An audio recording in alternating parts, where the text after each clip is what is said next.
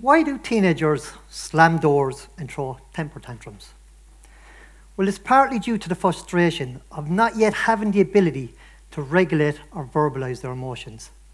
They communicate between their actions and behaviours.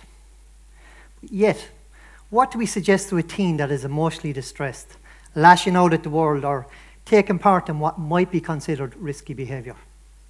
Well, you should go for counselling.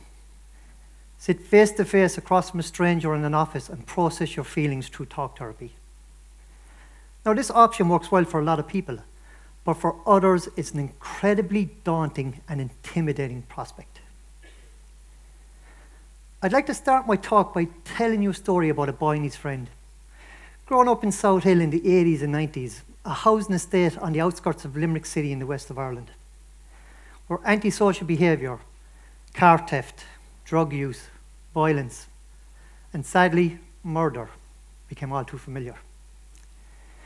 Now, when living in that environment, you had two options. Option one, keep your head down, do well in school, socialise outside the area. Option two is to try and find a way of living in this hostile environment and keep yourself safe.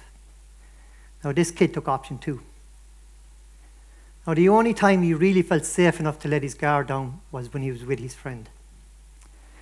It was a space to be free of all bravado, where his true self could be seen. A space to be free of ridicule or criticism from others. A space where his vulnerable side could be seen without fear of ridicule or attack. Do you see the resemblance? And this is my friend Jack.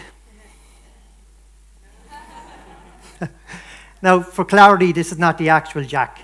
Thankfully, there wasn't many cameras or no camera phones in the 80s, but you get the idea.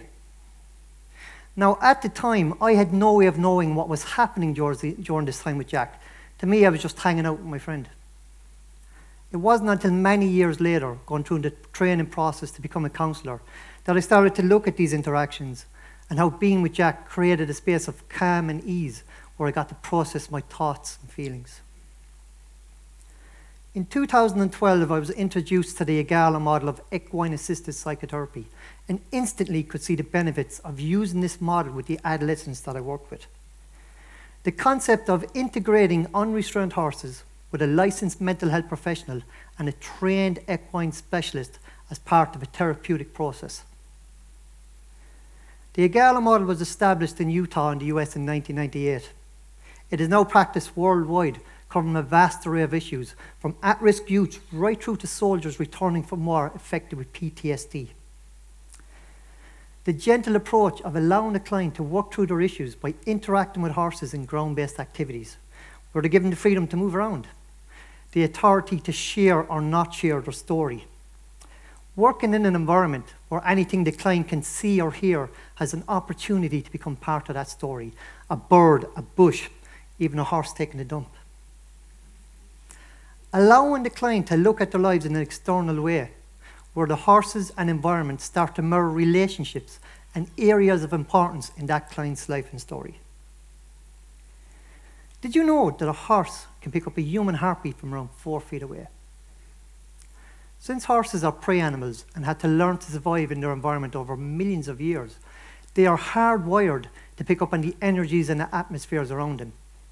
They know the difference between a sleeping mountain lion and a lion pretending to be asleep. When you take these skills into the arena, it is impossible for a client to fake a real connection with an animal that has evolved over millions of years to intuitively understand who can and can't be trusted. They are profoundly gifted reflectors of our true selves. Not only reading the external, they can also read the internal, giving the client no way of hiding their true feelings. I invite you now to take the next 10 seconds. Just check in with yourselves. How are you feeling right now? And what kind of mood are you in? Because I want to introduce you to one of my friends. As he comes on the stage, please keep the noise to a minimum.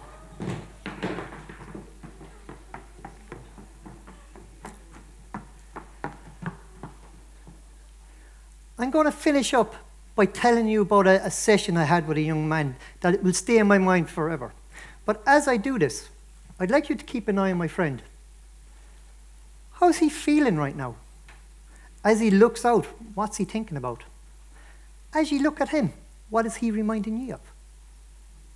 Okay?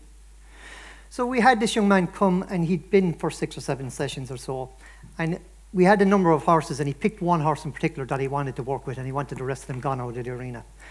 This horse he said he bonded with. So on this particular session, I knew something had happened that day, and this kid was in a very bad place. But when he came along, we checked in. How are you? I'm fine. And he proceeded to walk to the middle of the arena, turn the bucket over, and just sit on it.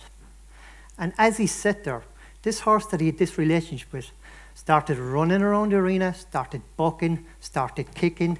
He would turn and look at the kid and put his ears forward and snort out his nose.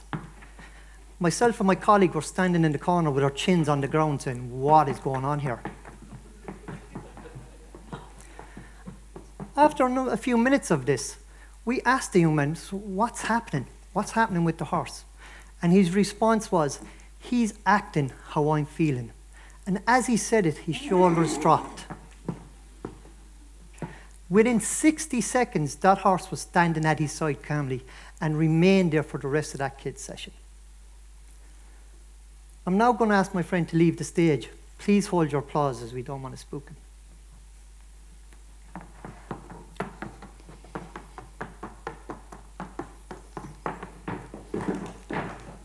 As you go about the rest of your day, I would like you to think about, well, what was it? What was I seeing? What was it I was feeling? What was it that he was feeling? As he is simply reflecting back your own projections. Thank you.